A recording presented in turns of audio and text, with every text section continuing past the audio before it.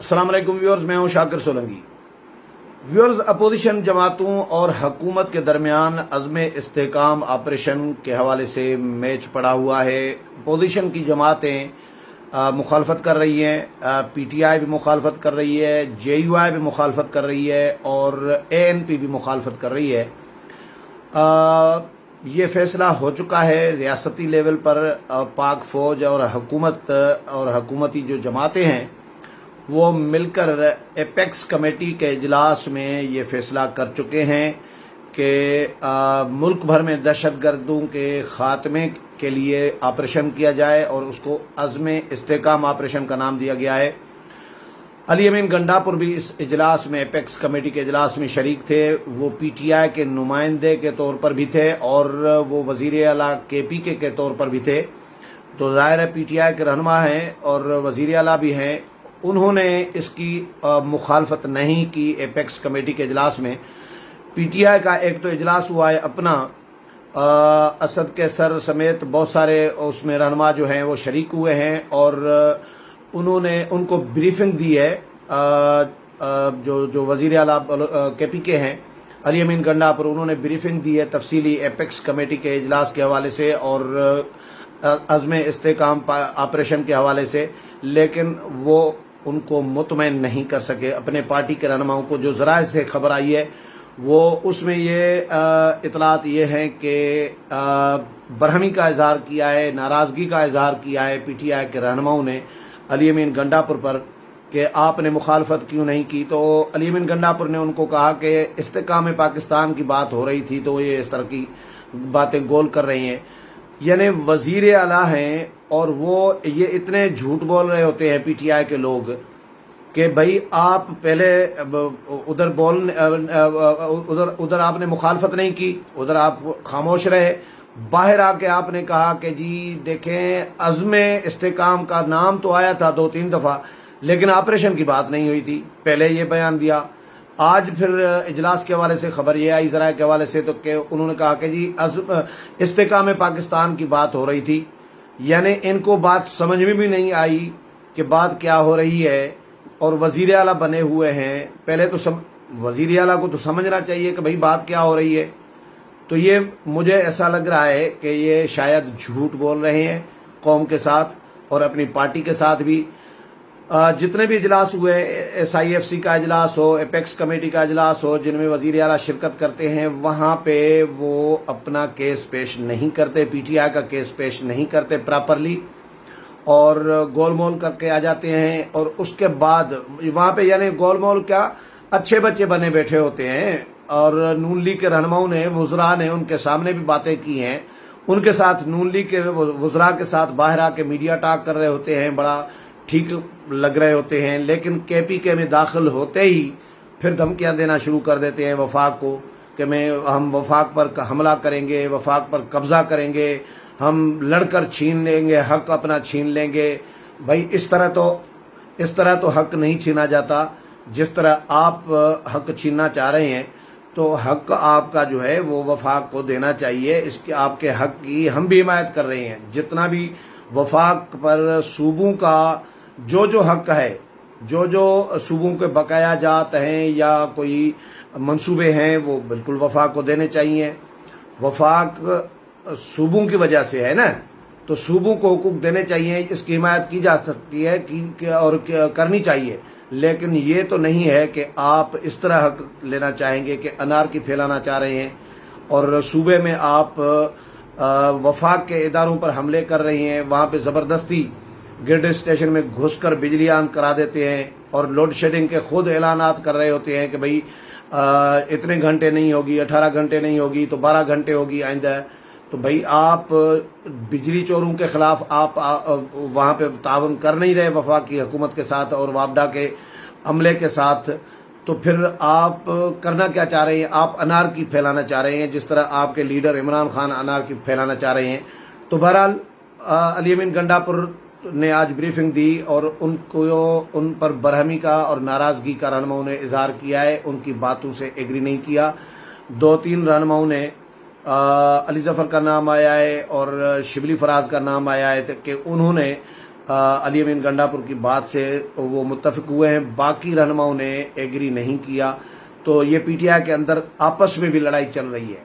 یعنی پی ٹی آئی بھی ساری پی ٹی آئی جو ہے وہ سیم پیج پر اس آپریشن کے حوالے سے، عزم استحکام آپریشن کے حوالے سے ساری پوری پی ٹی آئی جو ہے وہ ایک پیج پر نظر نہیں آ رہی. ایک تو آپس میں بھی اختلافات ہیں، لیکن یہ جماعتیں وہ ہیں جن کا بیس کے پی کے ہے. یعنی جے یو آئی، ظاہر ہے جے یو آئی کا بیس کے پی کے ہے، اور جے یو آئی کا کے پی کے گڑھ ہے، سمجھے بڑی پارٹی ہے جے یو آئی کے پی کے کی. اے این پی کے پی کے کی بڑی پارٹی ہے، اور پی ٹی آئی بھی کے پی کے کی بڑی پارٹی ہے. تو یہ تینوں بڑی پارٹیاں ہیں، ان کو اعتماد میں نہیں لیا گیا، ان کو اعتماد میں لینے کی ضرورت ہے. مخالفت شاید اس لیے کی جا رہی ہے کیونکہ ان کو پراپرلی اعتماد میں نہیں لیا گیا. اب پی ٹی آئی نے پی ٹی آئی تو سیاست بھی کرے گی، ظاہر ہے جو اپوزیشن میں جماعتیں بیٹھی ہیں وہ اس پر سیاست بھی کر رہی ہے. ماضی میں آپریشن جو ہوئے ہیں ان کی مثالیں دے رہے ہیں. بھائی ماضی میں آپریشن جتنے بھی ہوئے ہیں وہ کامیاب ہوئے ہیں، کوئی ایک آپریشن نہیں ہے جو کامیاب نہیں ہوا. ہاں کہہ رہے ہیں کہ آپریشن مسئلہ کا حل نہیں ہے. کل مولانا فضل الرحمان نے بھی طویل پریس کانفرنس کی، انہوں نے بھی اپنے تحفظات شو کیے. آج میں نے اسلم غوری کے ساتھ بھی بات کی اپنے پروگرام میں، ٹی وی ٹاک شو میں. تو اسلم غوری ترجمان ہے جے یو آئی کے، اور انہوں نے کہا کہ جی آپریشن مسئلے کا حل نہیں ہے. میں نے کہا پھر آپریشن مسئلے کا حل نہیں ہے تو مسئلے کا حل آپ بتائیں نا، سولوشن کیا ہے؟ اگر دہشت گردوں کے خلاف آپریشن نہ کیا جائے تو مذاکرات کیے جائیں. دوسرا آپشن تو یہ ہے، تیسرا آپشن تو کوئی نہیں ہوتا. یا آپریشن، یا لڑو، یا سلو کرو، مذاکرات کرو، ٹیبل ٹاک کرو. تو مذاکرات تو پہلے بھی ہوتے رہے ہیں ٹی ٹی پی کے ساتھ، عمران خان کے دور میں ہوئے، نون لیگ کے دور میں ہوئے، پیپلز پارٹی کے دور میں ہوئے. تو مذاکرات کب کامیاب ہوئے؟ وہ مذاکرات کے آڑ میں وقت گین کر رہے ہوتے ہیں ٹی ٹی پی کے لوگ، اور پھر اس کے بعد حملے کر رہے ہوتے ہیں. تب تک وہ اپنی قوت، اپنی طاقت اکٹھی کر دیتے ہیں، ریسٹور کر دیتے ہیں، اور اس کے بعد پھر حملے شروع کر دیتے ہیں فورسز پر، پبلک پر، مساجد پر. اب دہشت گردی جو ہو رہی ہے وہ دیکھیں، صرف دہشت گردی کوئی بازاروں میں تو نہیں ہو رہی، باہر کے لوگ جو ہیں، چائنیز جو ہیں، ان پر بھی حملے ہو رہے ہیں. مساجد محفوظ نہیں ہیں، مدارس محفوظ نہیں ہیں، نمازیوں کو شہید کیا جاتا ہے. تو ایسے دہشت گردوں کے خلاف آپریشن کیوں نہیں ہونا چاہیے؟ میں تو کم از کم آپریشن کا پرسنلی طور پہ میں حامی ہوں، کیونکہ دیکھیں حل کوئی نہیں ہے، مذاکرات بھی حل نہیں ہے، آپریشن ہی حل ہے. سوات آپریشن ہوا تھا، سوات میں کوئی سوچ سکتا تھا کہ سوات میں امن بحال ہوگا؟ پورا سوات ٹی ٹی پی کے کنٹرول میں تھا. مفتی صوفی محمد اور مولوی فضل اللہ جو تھے وہ سوات کو چلا رہے تھے، کنٹرول کر رہے تھے. سوات تو بالکل یعنی نوگو ایریا بن چکا تھا.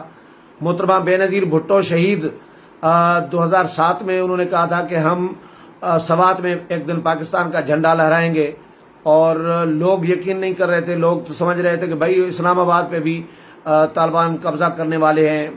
یہ مولانا نے بات کی تھی کہ بس پہنچنے والے ہیں، ادھر مرگلا کی پہاڑیوں کے پیچھے طالبان پہنچ گئے ہیں اور اسلام آباد پر قبضہ کر لیں گے. لیکن دنیا نے دیکھا کہ وہی سوات آپریشن کے ذریعے ہی پرامن ہوا. اب اس کے بعد ہوا کیا؟ اسی طرح قبائلی علاقوں میں کوئی جا نہیں سکتا تھا، نہ آج سکتے. قبائلی علاقوں کے لوگ خود، میرے دوست یار ہیں، صحافی ہیں بہت سارے، وہ بھی نہیں جا پاتے تھے، اپنے اپنے گھروں کو، اپنے گاؤں کو، علاقوں کو نہیں جا سکتے تھے. ایسے حالات تھے قبائلی علاقوں میں.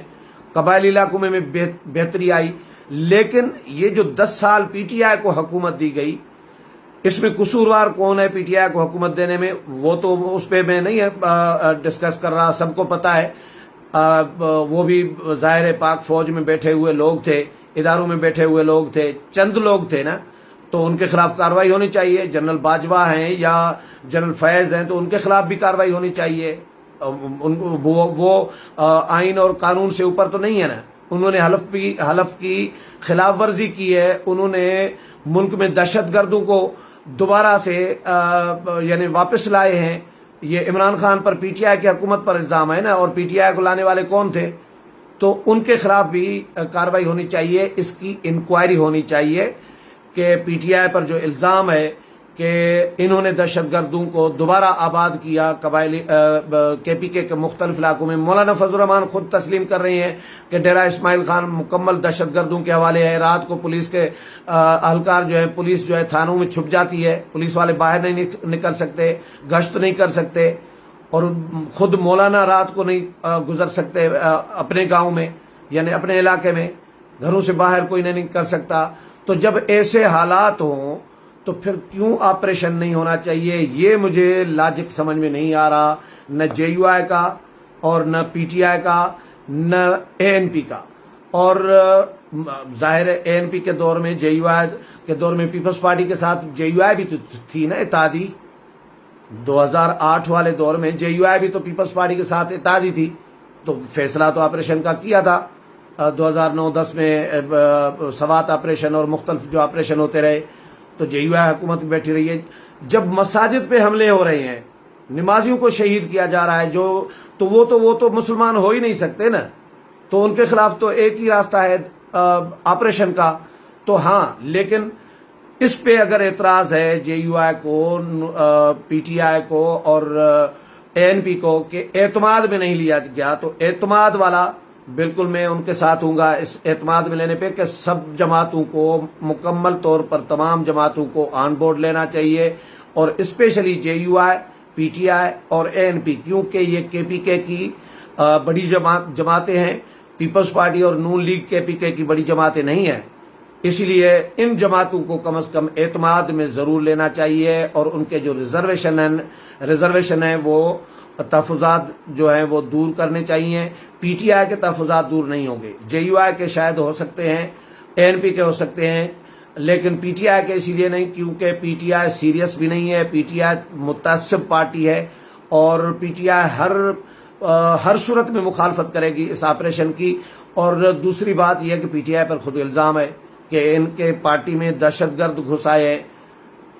عمران خان کا جو لاہور کا گھر تھا، وہاں پہ جب آپریشن کیا جا رہا تھا تو وہ جو پیٹرول بم جو پھینکے جا رہے تھے اندر سے گھر سے، تو ان میں ٹی ٹی پی کے بندوں کی تصاویر آئی تھی اور ویڈیوز آئی تھی، تو خواجہ آصف ابھی کہہ رہے ہیں کہ 5 سے 6 ہزار دہشت گرد ٹی ٹی پی کے پی ٹی آئی میں گھس آئے ہیں۔ تو پی ٹی آئی شاید اس لیے بھی اعتراض کر رہی ہے کہ جی آپریشن نہیں ہونا چاہیے، لیکن آپریشن ہونا چاہیے، اور ان سیاسی جماعتوں کو اعتماد میں لینے کی کوشش کرنی چاہیے اور ان کے تحفظات دور کرنے چاہیے۔